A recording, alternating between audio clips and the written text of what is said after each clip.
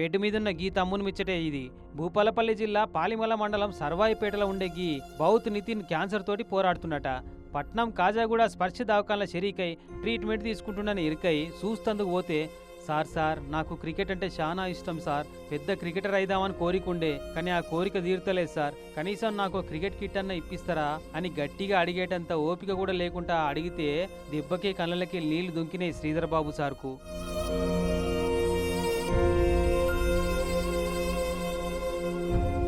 అప్పటికప్పుడే cricket kit తెప్పించి ఓకేనా అని అడిగితే థ్యాంక్స్ సార్ అని చెప్పిండు.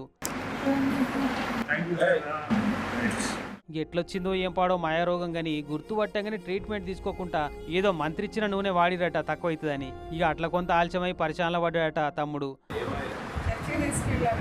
క్రికెట్ కిట్టే కాదు, ఇప్పటి సంది నీకు ఏం కావాలన్నా సొంత అన్న లెక్క నేనుంటా, నీకు అన్ని కొనిస్తా అని మాటిచ్చి ఈ నితిన్కు వాళ్ళ కుటుంబానికి ధైర్యం చెప్పిపోయిండు సారు.